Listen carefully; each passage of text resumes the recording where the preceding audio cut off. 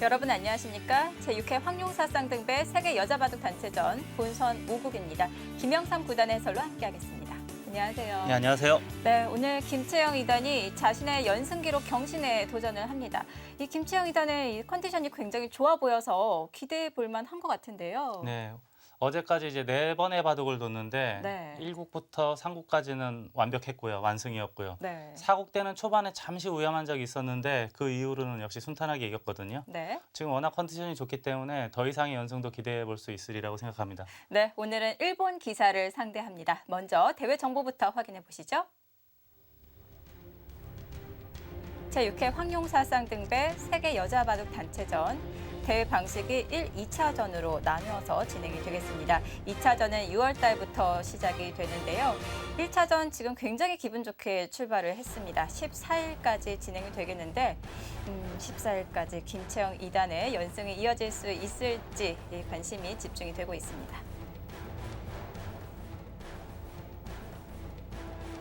자, 이번 6회 대회 한중일 선수 명단 살펴보도록 하겠습니다. 자, 아직 우리 한국팀 한 명의 탈락 선수도 없습니다. 김채영 2단이 4연승을 거두고 있고요. 이로 인해서 중국과 일본 팀은 각각 2명씩 탈락해 있는 상황입니다. 중국은 송롱후이 5단, 왕샹윈 2단이 탈락을 했고요. 일본은 아오키 키쿠요 8단, 기베나스키 초단이 탈락해 있습니다.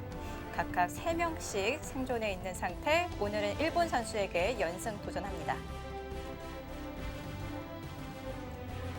계속해서 승자 측에 김채영 2단의 이름이 나타나고 있는데요. 자, 1국에서 기베나스키 선수에게 승리를 거두면서 연승이 시작이 되었습니다. 왕샹인, 아오키 키쿠요, 송롱후이 선수를 차례대로 꺾으면서 4연승 성공했습니다.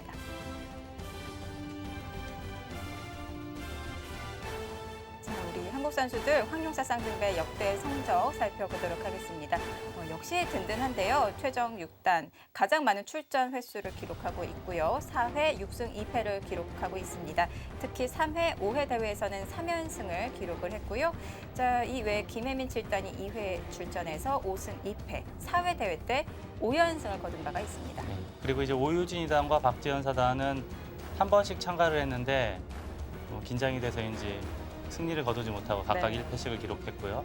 김채영 2단 기록이 재밌어요. 네. 지금 올해까지 3번째 출전인데 1번 타자로 나왔을 때는 지금 4연승을 2번 해서 8승을 했고요. 네.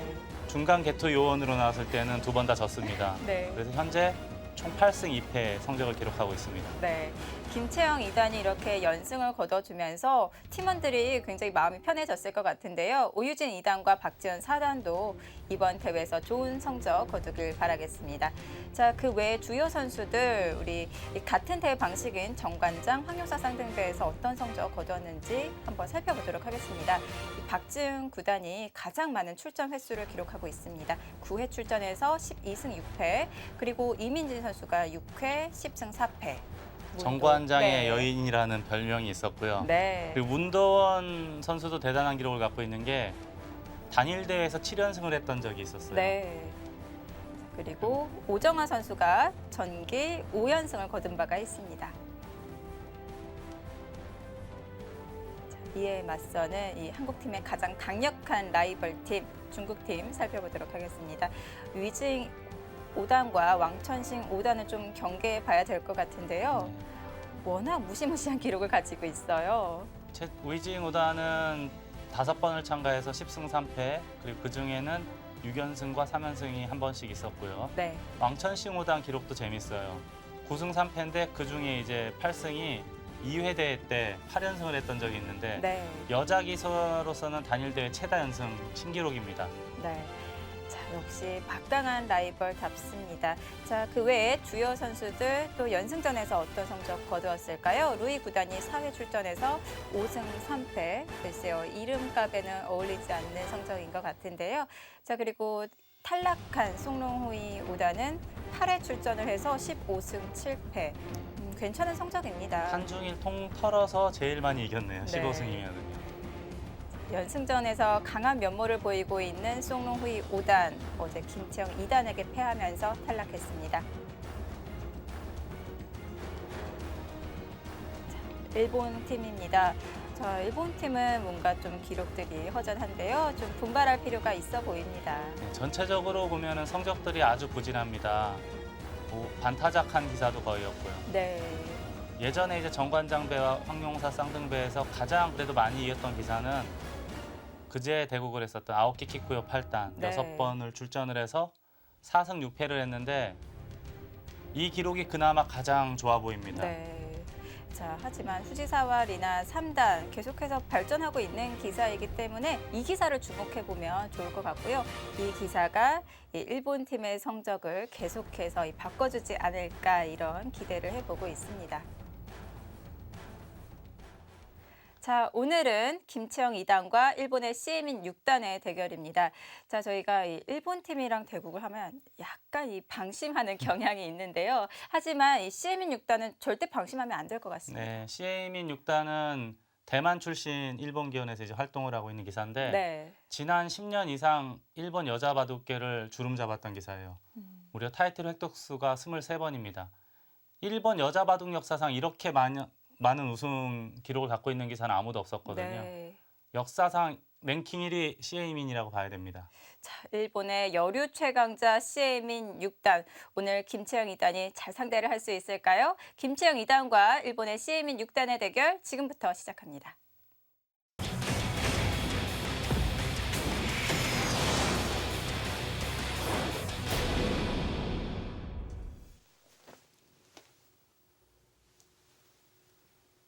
제6회 황룡사 쌍등배 세계 여자 바둑 단체전 본선 5국입니다.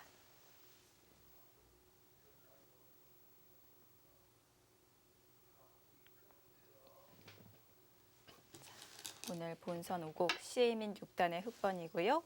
김채영 2단 100을 지고 대국합니다.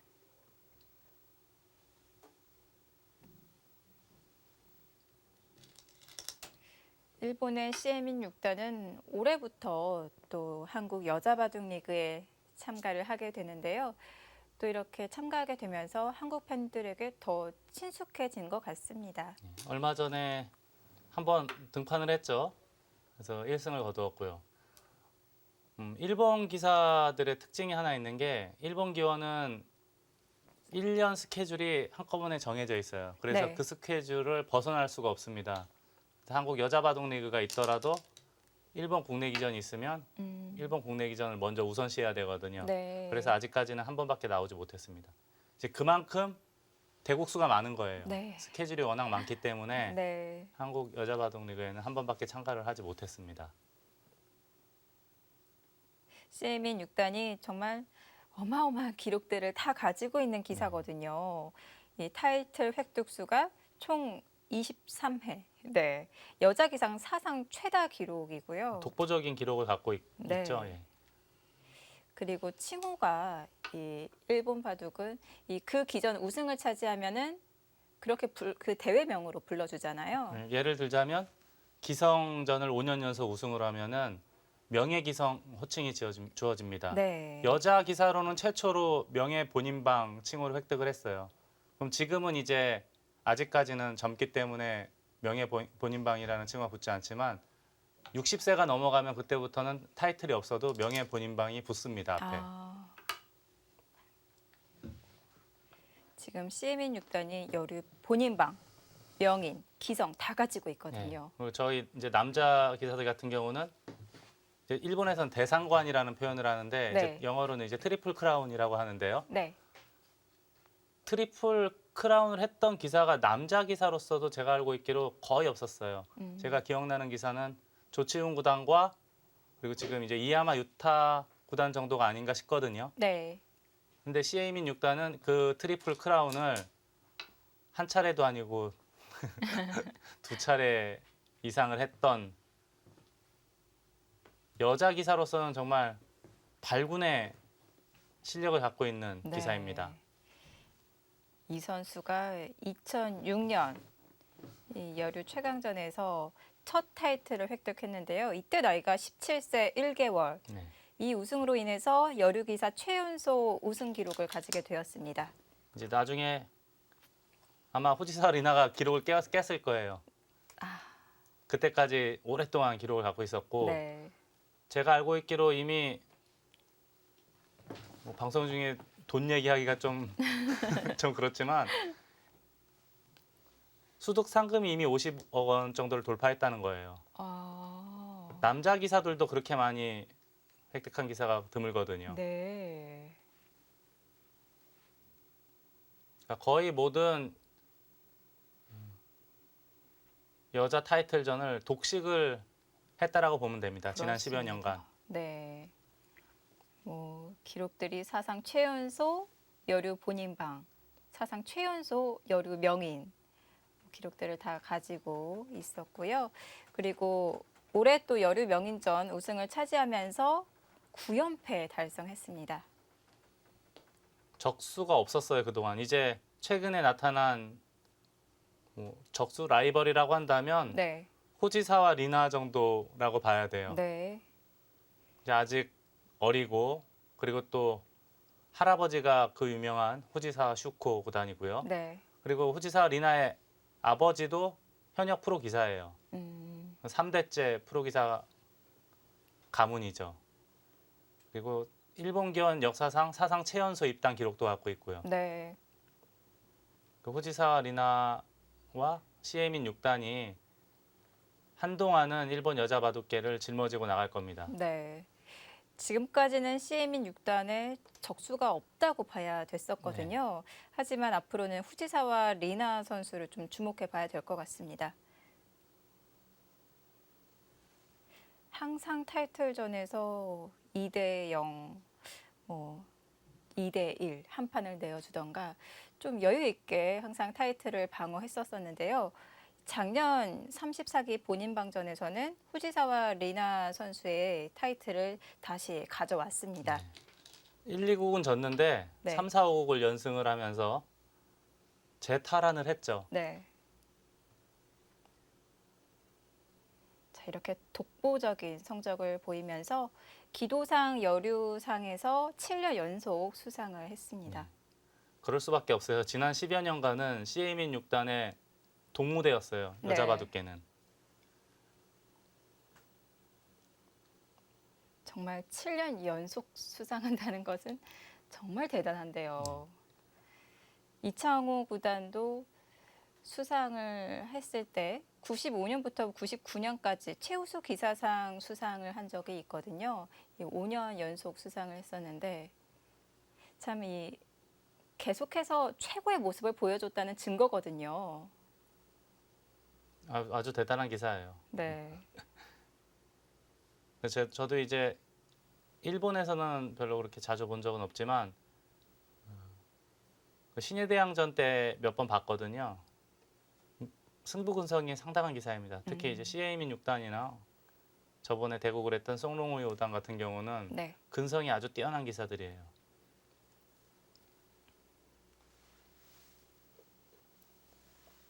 자, 오늘 5국도 정말 내용이 기대가 됩니다. 막강한 실력을 가지고 있는 CM인 6단.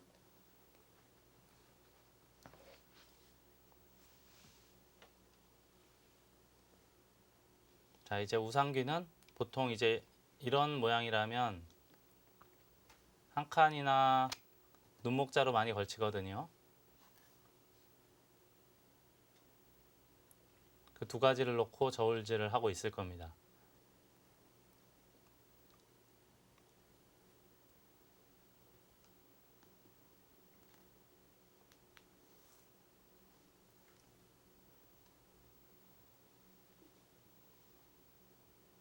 자, 오늘 두 기사가 첫 대결을 펼치는데요. 앞으로 만날 기회가 더 많을 것 같습니다. 세계 대회에서도 자주 만날 것이고 네, 또 이제 여자 바둑 리그에도 참가를 했기 때문에 네, 만날 가능성은 늘 있죠. 시에이민 6단이 한국만 넘어오면은 만날 수 있는 가능성이 3분의 1이거든요. 네. 자, 오늘 첫 대결을 펼치지만 하지만 이 상대의 기풍에 대해서는 잘 알고 있을 것 같아요. 그렇다고 봐야 되는 게 시에이민 6단이 한창 성적을 낼 때 김채영 2단이 기본을 많이 봤을 거예요. 공부도 네. 많이 했을 거고. 그리고 이제 김채영 이단도 이제 세계 대회나 우리 국내에서도 우승도 하고 지금 두각을 나타낸 지 한 3년 정도 됐거든요.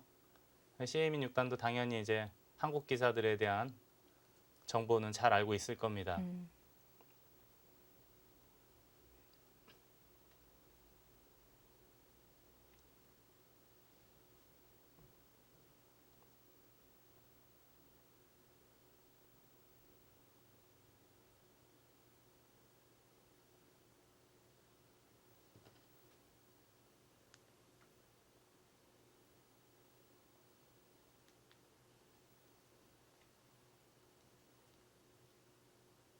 포석 선택을 놓고 김채영 2단 고민을 하고 있습니다.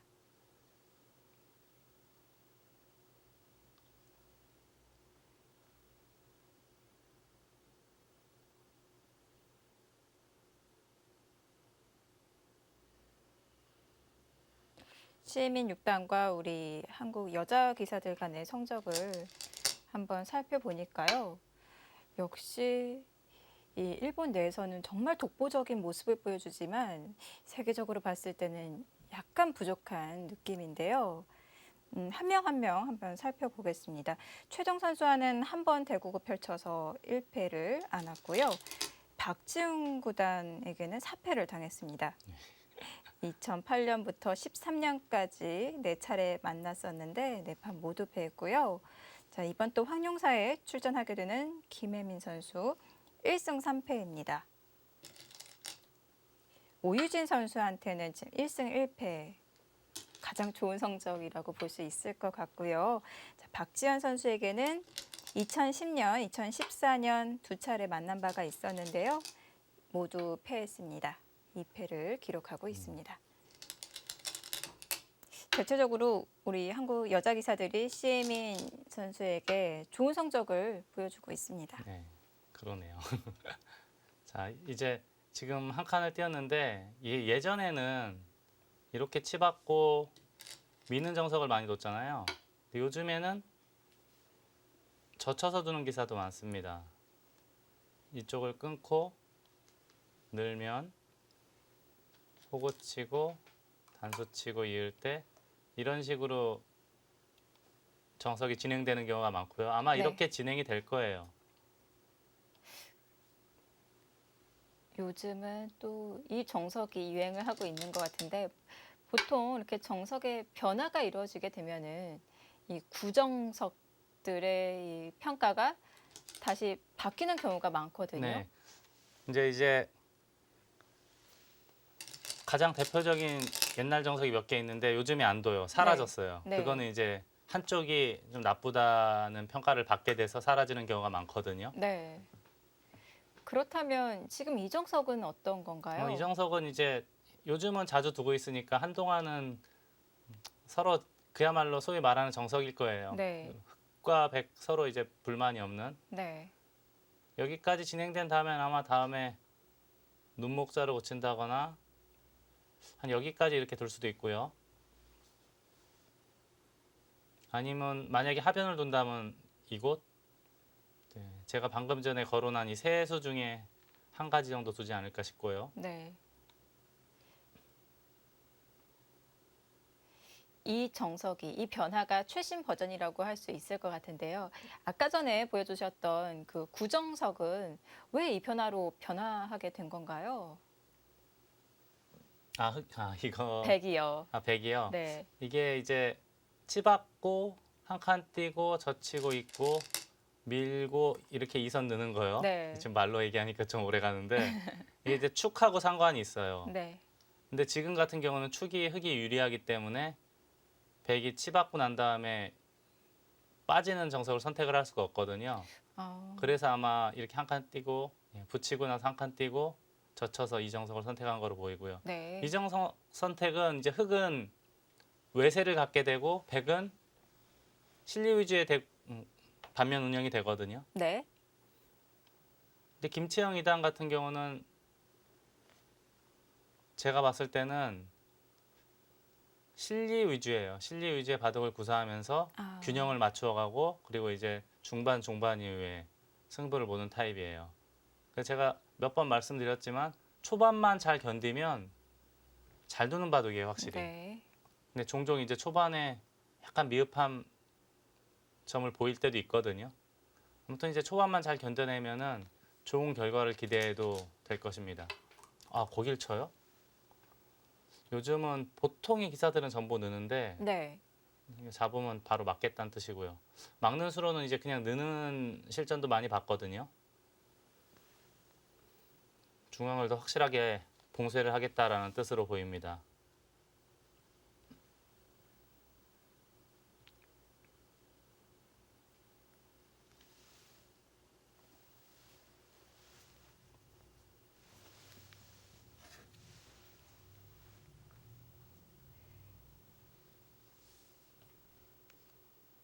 CM인 6단이 바로 단수를 쳐가면서 깔끔하게 정리를 시키려고 하는 것 같은데요.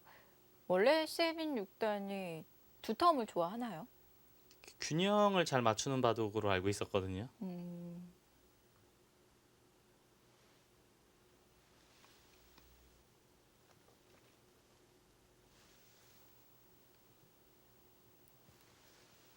그러니까 일본 바둑은 대체적으로 보면은 좀 유연하게 두면서 네. 균형을 맞춰 나가고 이제 뭐 끝내기 해서 승부를 보는 타입이 많은데 최근 젊은 기사들 중에는 유독 한 사람만 좀 특색 있는 바둑을 두고요. 흰 바둑을 두는 기사가 이제 이야마 유타구단. 아, 네. 기풍으로만 놓고 보면 오히려 한국 기사들과 더 흡사한 스타일이죠. 아,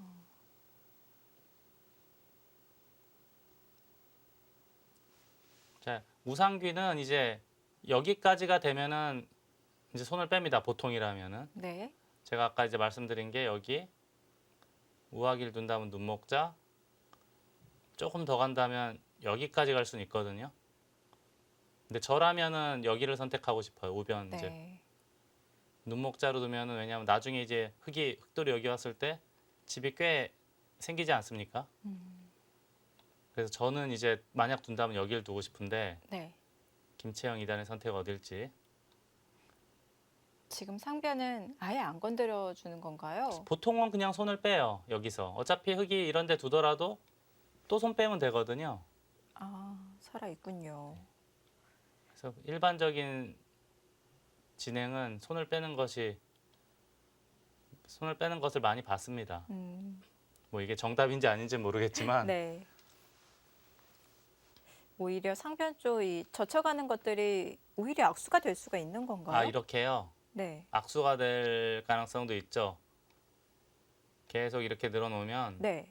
백은 이제 젖혀서 밀 때 이제 한 번에 두 집씩 늘어나는데 이 중앙은 두 집 플러스 알파가 될 수가 있지 않습니까? 네. 그리고 나중에 이제 한 점 잡는 거는 거의 선수로 보장이 되는 거고 워낙에 두텁기 때문에 여기까지 내버려 둔 상태에서 나중에 절대 팩감이 한 개만 생기면 이거를 결행을 할 수가 있어요. 백은 따낼 때 어딘가 팩감 쓰고 받아야 된다면 다시 따내고 그러면 흙도 어지간한 팩감은 못 쓰거든요. 네. 빵 따냄 하는 게 워낙 좋기 때문에 그러면 그때 있게 되면 이거는 방금 전하고 이야기가 완전 달라지죠.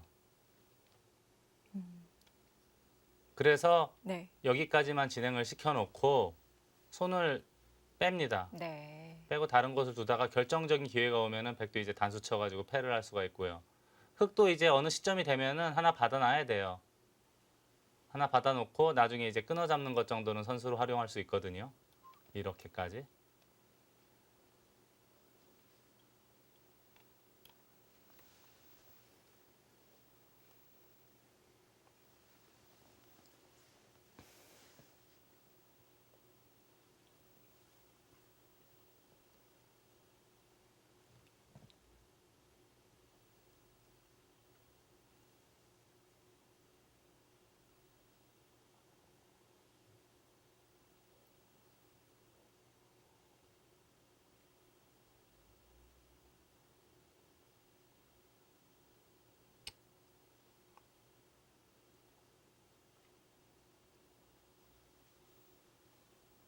김치영 2단은 어느 쪽으로, 어느 방향으로 가서 흙의 모양을 견제를 시킬지.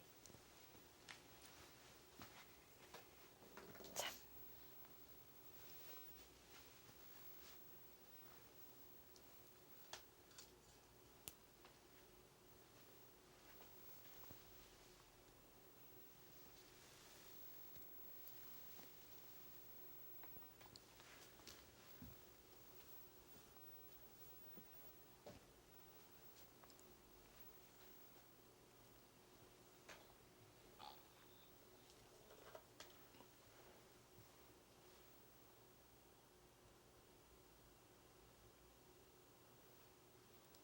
일감은 이 흑의 두텀을 견제하는 우변 쪽으로 가는 것이라고 말씀을 해주셨는데요. 저라면 네, 저라면 여기거든요. 예, 더 좁게 좁게 견실하게 갔네요. 두네요. 이제 저런 거는 이제 좋고 나쁘고의 문제를 떠나서 네, 사람마다 이제 기풍이라는 게 있기 때문에 뭐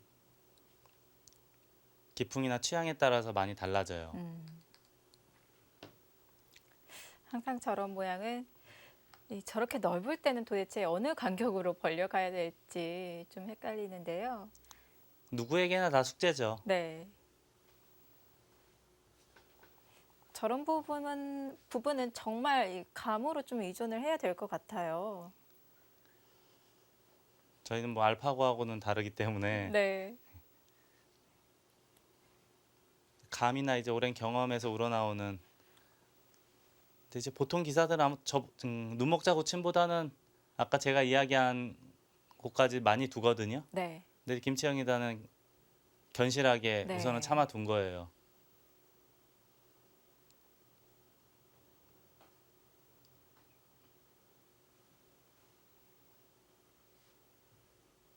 자, 실리에 집중하고 있는 김채영 2단.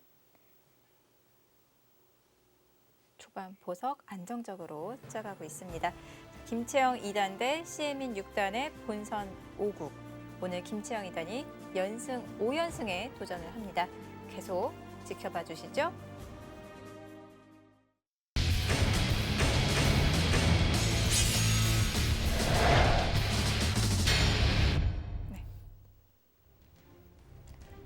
제6회 황용사 쌍등배 세계 여자바둑 단체전 오늘 본선 5국이 진행이 되고 있습니다. 자, 오늘 김채영 2단의 상대는 일본의 CM인 6단입니다. 두 기사 프로필로 비교를 해보죠. 96년생, 86년생의 기사입니다. 각각 11년, 2004년에 입단에 성공을 했고요. 자, 김채영 2단은 올해 세계대회 성적 굉장히 기분 좋게 출발을 했습니다. 6승 1패를 기록하고 있고요. CM인 6단 올해 첫 세계대회 출전입니다. 자, 오늘 두 기사 첫 대결을 펼치는데요. 경험이 없기 때문에 이 기존에 나와 있던 기보를 통해서 상대를 연구를 해야 합니다. 자, 오늘 김채영 2단의 연승이 이루어질 수 있을지. 먼저 황용사 쌍등배에서의 김채영 2단 개인 전적 살펴보도록 하겠습니다. 계속해서 승이 쌓이고 있는데요. 2013년도에 제3회 황용사 쌍등배에서는 4연승을 거두었어요. 그러다가 우이징 선수에게 패배를 당했고요. 2014년도에는 한번 1년 쉬었고 2015년도에는 이제 선봉장으로 참가를 하지 않았습니다. 네. 당시에 제 기억에 오정아 선수가 선봉장으로 참가를 해서 5연승을 했는데 네. 그 다음에 이제 송롱후이 5단이 5연승을 5연승. 저지를 하고 네. 또 본인이 5연승을 했어요. 네. 그때 희생양이 됐고 올해는 다시 선봉장으로 나가서 당당하게 4연승을 질주 중입니다. 자, 이전에 4연승 기록을 가지고 있는 김채영 2단. 오늘 승리를 거두게 된다면 이 연승 기록을 경신시킬 수가 있습니다. 오늘의 상대 CM인 6단의 개인 전적입니다. 황용사 쌍등배에서 1승 4패를 기록하고 있는데요. 계속해서 위징 선수와 만나고 있습니다. 2012년도에는 왕천싱 선수에게 승리, 그리고 위징에게 패배. 네. 13년도에는 위징 패배, 14년도에도 위징 패배. 네. 근데 계속 이제 19, 11구 계속 마지막 주자로만 나왔거든요. 네. 어쩔 수 없이 이제 각국의 가장 강한 기사밖에 둘 수가밖에 없어요. 그렇습니다. 그리고 작년도에도 송롱후이 5단에게 지면서 작년에 일본 기사가 아마 1승도 못한 걸로 알고 있거든요. 네. 늘 마지막 주자로 나왔는데 이번에는 평소와는 다르게 좀 빨리 참가를 했습니다. 네. 계속해서 지금 보면 9국, 10국, 11국 이 마지막 쪽에 출전을 하는데요. 그로 인해서 좀 부담감도 있을 수 있고요. 그리고 마지막이기 때문에 에이스들만 남게 됩니다. 그래서 CM인 6단은 계속해서 이 강자만을 상대해 왔고요.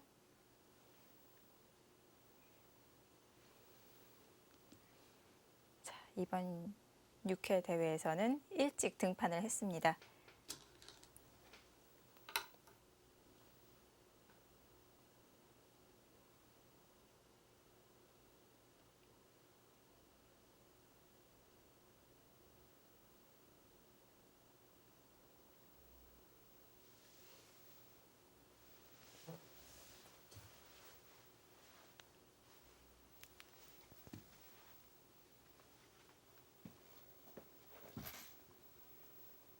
포석이 짜여지고 있는데요. 참 다양한 변화들이 많은 것 같습니다. 해설판에서 자세히 살펴보도록 하겠습니다.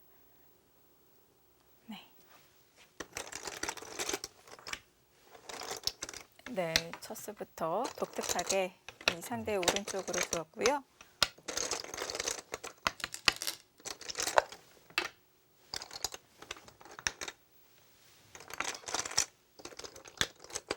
이제 여기까지는 실전에 자주 나오는 모습이고요. 네, 처음에 이제 설명해 주셨던 네. 게 이게 구정석이거든요. 네, 보통은 이렇게 일치받고 뛰면 젖히고요. 네, 밀게 되겠고 여기를 늘면 나가면 보통 많이 늘죠. 네. 그리고 여기서 이렇게 호구 치는 것도 이제 정석이라고는 하는데 요즘에 전문 기사들 대국에서 여기서 호구 치는 바둑은 제가 그렇게 많이 보질 못했어요. 왜 그럴까요? 좀 불만이라고 보는 거예요. 근데 느는 수는 다들 두거든요. 네. 근데 지금 대국에서 왜 이걸 피했냐면은 끊게 되고 나가면 막아야 되고요.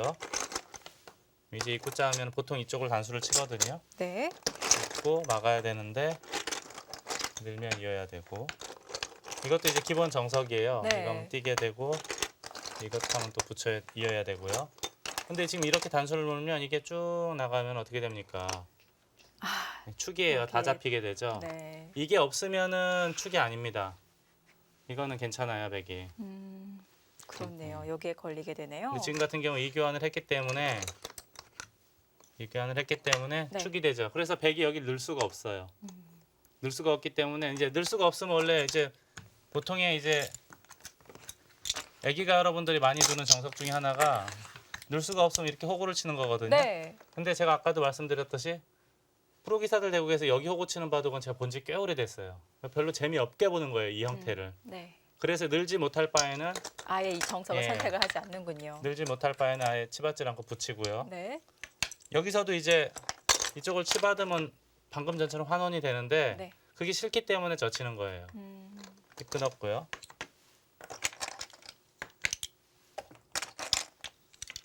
자, 여기서 이렇게 무난하게 두어간다면 그냥 가만히 느는 수가 있었는데요. 보통은 늘죠. 네. 늘고 나서 이제 실전처럼 눈목자라던가 또는 여기까지 두던가 하는 바둑이 가장 일반적인데 네.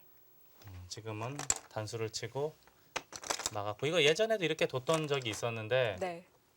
그 이후로 느는 수가 나왔거든요. 처음에는 이렇게도 뒀다가 이렇게 느는 것도 있었다가 그 다음에는 이제 이거보다 오히려 그냥 느는 게 낫더라 해서 이제 그 이후로는 많이 늘었는데 네. 복고풍으로 되돌아갔어요. 오늘은. 네. 두텁게 막아두었고요. 자, 이런 자가 이 초중급자에게는 가장 어려운 자리가 아닐까 싶은데 네. 도대체 몇 칸으로 벌려야 될지. 일단 기본은 지금 흑 세력이 굉장히 두텁지 않습니까? 네. 만약에 이쪽으로 돌이 가면 이런 식으로 눈목자 정도 하게 되면 모양이 굉장히 좋아져요. 네. 변도 좋아지고 중앙도 좋아지고. 그래서 방어를 하기 위해서는 우변으로 돌이 가는 것이 일반적입니다. 네. 근데 실전에 이제 눈목자를 했는데 굳히는 건 이제 이렇게 날일자로 굳힐 수도 있어요. 근데 나중에 이제 흙이 한껏 벌리게 되면 이 폭이 아주 좋아지죠. 그래서 지금 같은 모양에서는 날일자보다는 눈목자가 그래도 조금이라도 더 견제를 할 수가 있고요. 네. 대신 귀는 약간 더 허술한 거죠? 그렇죠. 귀에 들어왔을 때는 날일자보다는 훨씬 더 허술해졌죠. 그래서 이것도 나중에 이제 다가서면 집이 어느 정도 생기잖아요. 네. 그래서 이게 싫어서 여기까지 두는 사람도 있어요. 여기나 또는 이렇게 아예 높게 두는 사람도 있어요. 네. 근데 여기서 한 발 더 가는 사람은 또 없어요. 아. 한 발 더 가게 되면 오히려 이 백돌이 공격을 당할 수가 있기 때문에 둔다면 여기까지는 가는데 한 칸을 더 가는 사람은 한 번도 본 적이 없습니다. 요 정도까지만 가죠. 네. 근데 실전에서 이제 눈목자 했고 그러면은 네. 이렇게 지키는 수 아니면 이렇게 많이 벌려가면 이 정도 이 두 가지를 생각해 보면 되는 건가요? 이 모양이라면 네.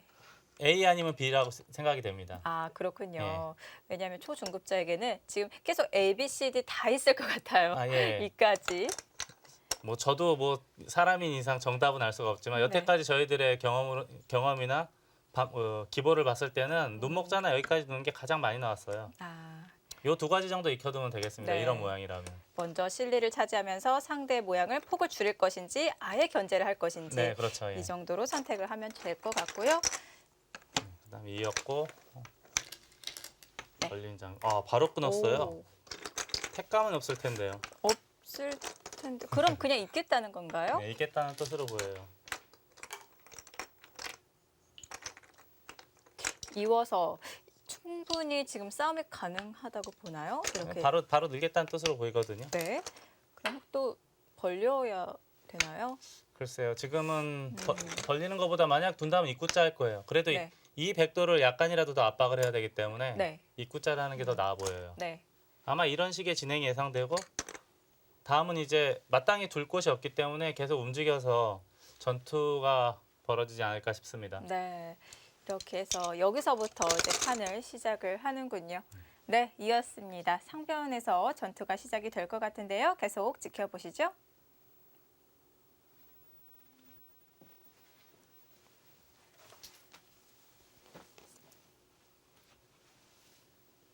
제가 지금 방금 전에 느는 거 얘기했는데 네. 느는 거는 한 칸 띄는 것도 가능해 보여요. 단수 치면 다시 한번 또 버리고요.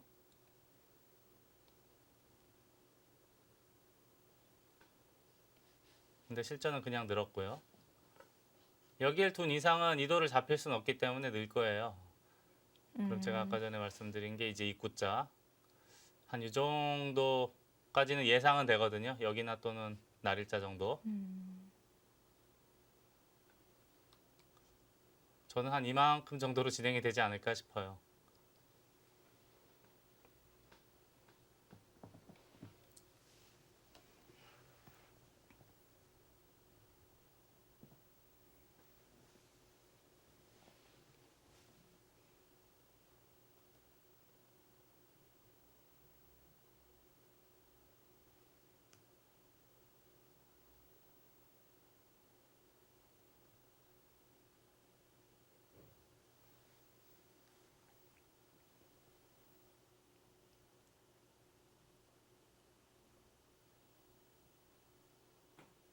상변 쪽을 끊어서 여기서부터 이 흑돌이 부딪히게 되면서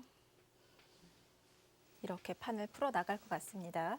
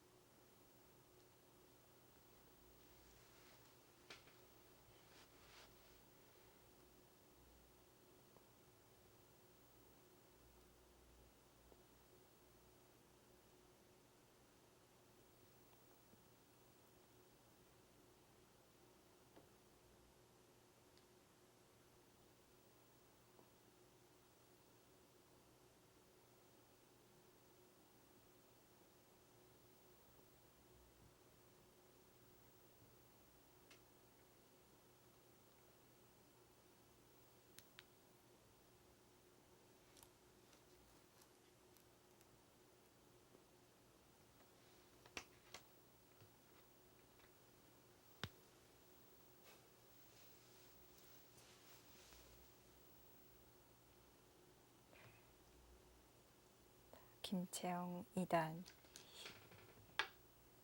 네, 예상대로 입구자로 두었고요. 이게 이제 이 모양에서는 왜 여기를 둬야 되냐 하면은 물론 이렇게 해서 두 칸을 벌리면 집을 짓는 데는 약간이라도 도움이 될 거예요. 하지만 이제 나중에 여기 뒷문이 열려 있기 때문에 그렇게 큰 집이 나진 않거든요. 네. 이 바둑의 포인트는 중앙 전투입니다. 중앙 전투가 벌어졌는데 돌이 여기 있는 것보다는 당연히 5선에 있어서 네. 이 백도를 압박을 하는 것이 훨씬 더 도움이 되겠죠. 그래서 이제 제가 입구자를 말씀을 드린 거고 시에이민 6단도 똑같은 의미에서 구자를 했을 거예요.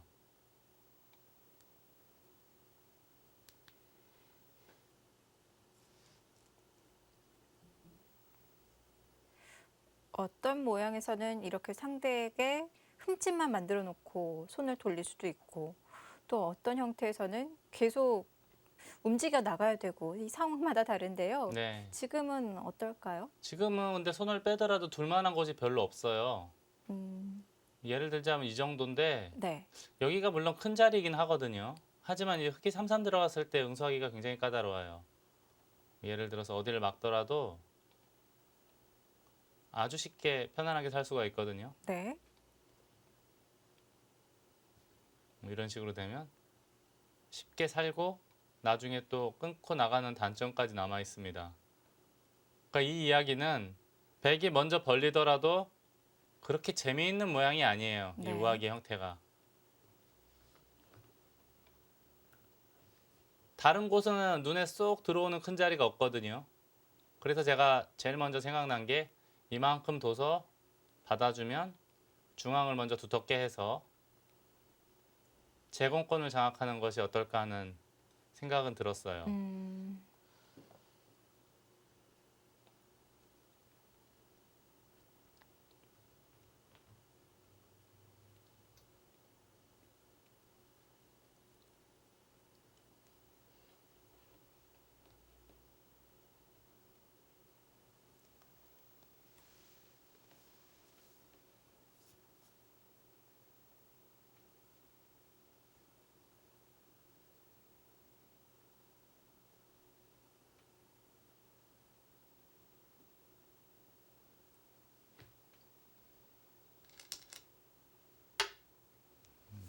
그냥 한 칸 뜨네요. 비슷한 개념인 것 같아요. 네, 제가 여기 날일자 한 이유는 여기가 이제 거의 선수가 되지 않습니까? 네. 어지간해선 선수예요.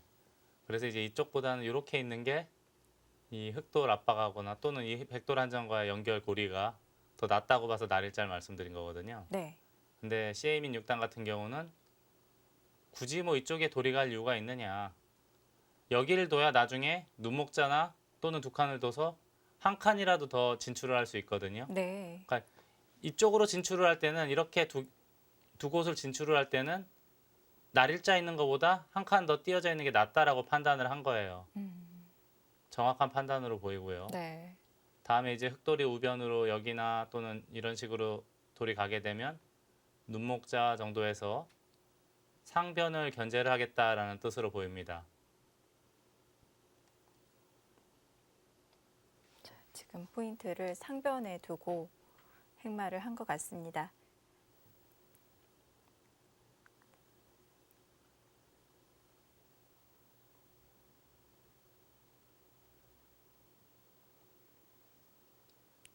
김채영 2단은 지금 상변을 염두에 두고 있는 것 같은데요. 네. 그럼 CM인 6단도 이 우변 쪽을 두지 않고 상변 쪽을 두면 안 되는 건가요? 아, 지금 백이 김치영이 다해서 저 순간 착각을 했네요. 그러면 CM인 6단도 상변을 둔다 이거죠. 상변을 두면 아마 여기거든요.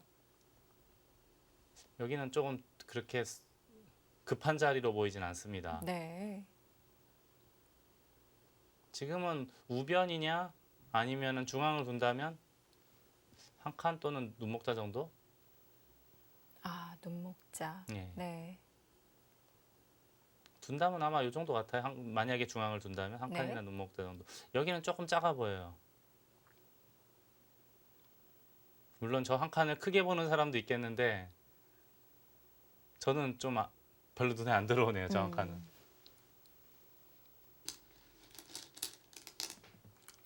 그걸 끊어 잡아요. 굉장히 집에 신경을 쓰는 수인데요. 지금 저 한 점을 잡아 먹는다는 것은 지금 우변을 두지 않겠다는 뜻인 건가요? 이게 만약에 근데 받아만 주면은 네. 당연히 이득이에요. 안 받을 수도 있나요? 근데 안 받고 날일자 할 것 같거든요. 여기는 귀보다는 이게 더 클 거예요. 귀를 잡더라도 여기 입구자 하게 되면은 집으로도 상변 쪽이 나쁘지 않고 그리고 여기에 돌이 쌓이게 되면 이 흑돌 석점이 미생마가 되거든요. 오히려 공격 대상이 됩니다. 네.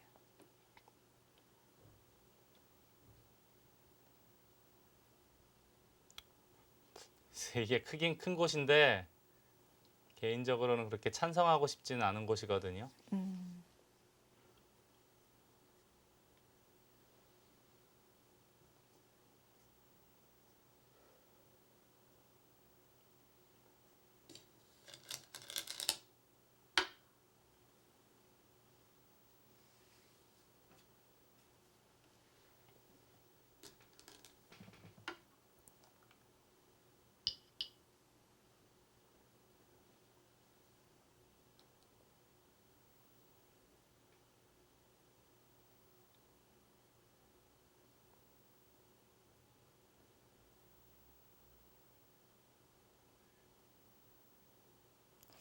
백의 반발이 예상이 되는데요. 네. 여기서 이걸 뒤로 물러서는 거는 저는 생각할 수가 없는 수거든요. 당연히 이쪽 둬야 될 것 같아요.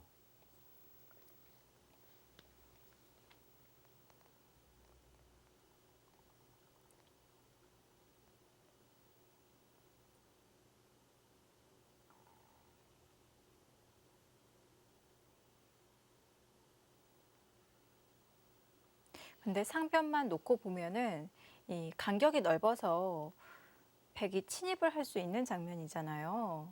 여기 네. 어디인가예요? 네, 어딘가에는 침입을 할 수가 있잖아요. 네. 근데 지금 실전에 이렇게 나릴자로 이선 나릴자로 두어지게 된다면은 네. 흙도 받아서 이 자연스럽게 간격이 좁아들면서 이 상변의 흙집이 굳어지지 않을까요? 근데 어떻게 받을까요? 여기서 받는 수가 좀 이렇게 붙이면 백도 당연히 젖히거든요. 네. 그럼 두는 이후에는 당연히 여기를 건너 붙여서 차단을 해야 될 것 같은데 이때는 백도 살거든요. 다음에 이 공격이 될까요?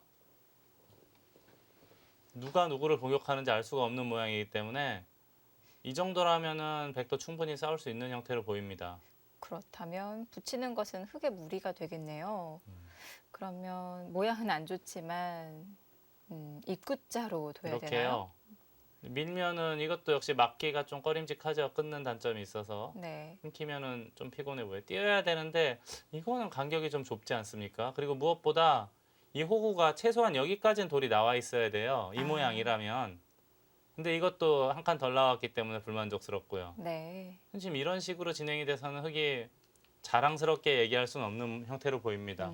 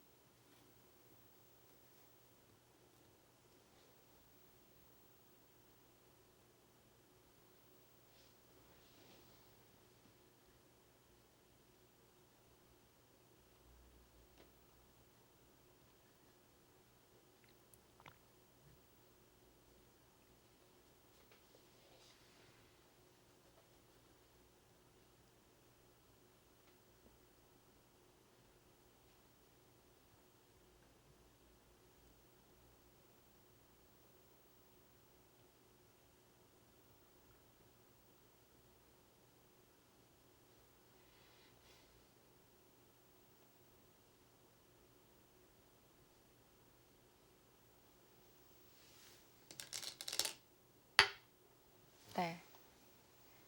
그 수는 절대의 자리예요. 기회 사활이 무서워서 지금 지키는 것은 네. 기세 부족입니다. 당연히 날짜 해야죠, 지금처럼.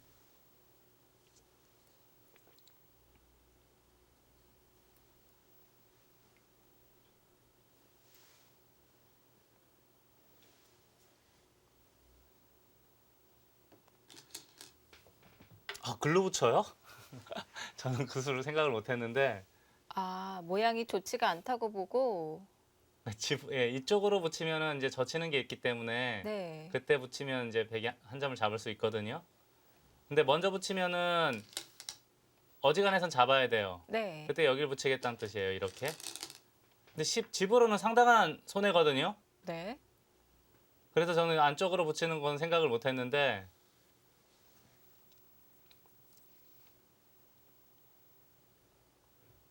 글쎄요, 백은 뭐 그렇게 불만족스럽진 않아 보이거든요. 이렇게 하고 한 이만큼 두게 되면은 집으로 어느 정도 이득을 받고 네. 또 필쟁이 요소를 먼저 뒀기 때문에 나쁘지는 않아 보입니다.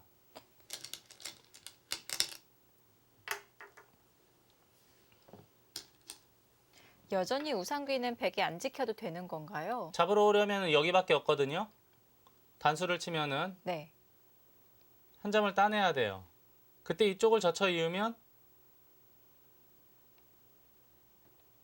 다음에 끊으면 또 바깥쪽 탈출이 가능하잖아요. 네. 받으면은 그때는 그냥 알기 쉽게 이렇게 뒤로 도망가도 살아는 있습니다.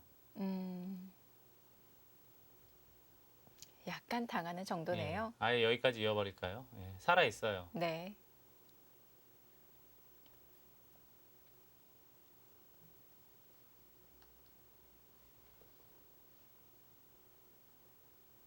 더 쉽게 둬도 살아있는 게 있긴 있어요. 아예 이어도 밀질 못하거든요. 느는 수가 있기 때문에. 젖히면 꽉 막아서 이 아, 귀의 특수성 때문에 양자충이 돼서 못 들어갑니다. 네. 그러면은 단수 치고 이으면 이쪽 단수 쳐야 되는데 단수 치면 한 점 잡을 때 젖혀서 살아있죠. 네. 사는 데는 전혀 문제가 없습니다.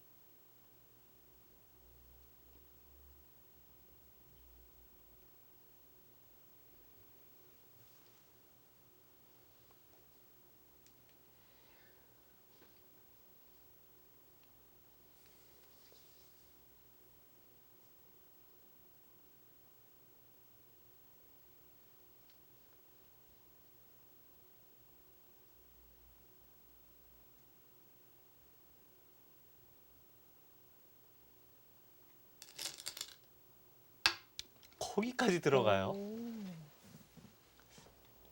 너무 오버페이스 아닙니까?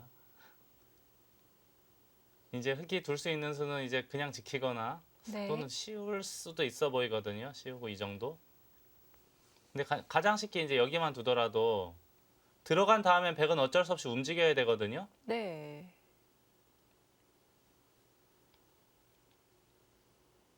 그래서 같이 뛰어나오게 되면은 이것도 아직 미생마, 중앙백도 미생마. 물론 흙도 아직 완성의 형태는 아니지만 양쪽에 약한 돌이 두 개가 있기 때문에 이 정도라면 흙도 충분히 싸울 수 있어 보이거든요. 바꿔 말하면은 이거는 조금은 개인적으로는 좀 무겁게 보입니다. 백돌이. 자칫 잘못하면은 이 양쪽이 시달릴 수도 있을 것 같은데요. 잘 운영을 해야 될 것 같습니다. 그래서 저는 한 요만큼만 둬도 네. 만약에 집을 짓는다고 하더라도 나중에 귀를 붙이거나 하면은 여기 아직 맛이 많아요. 뒷맛이 고약해요. 그렇게 큰 집이 날 것 같지는 않거든요.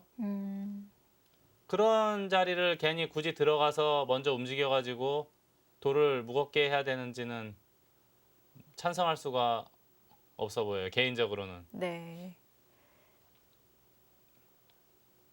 더 고생길을 자초한 것이 아닌가 생각이 드는데요.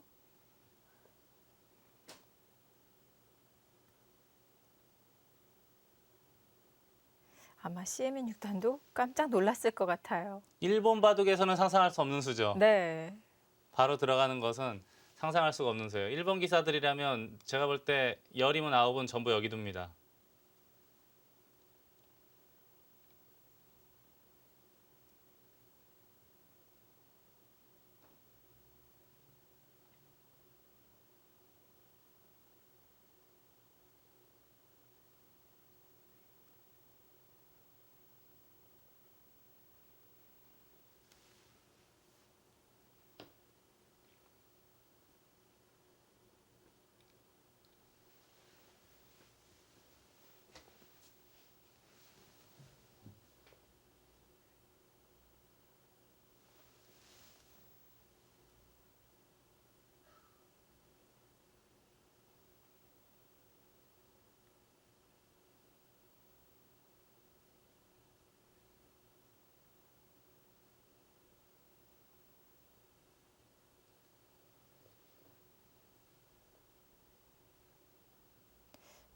백도 침입을 했기 때문에 전투는 피할 수 없을 것 같은데요.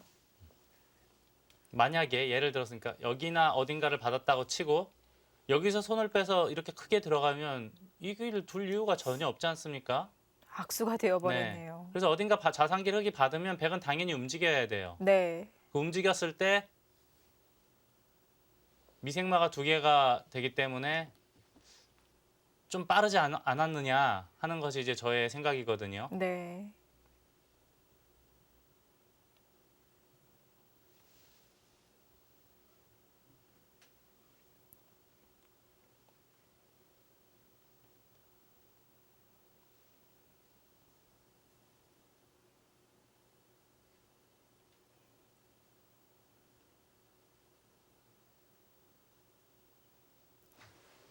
김채영 2단.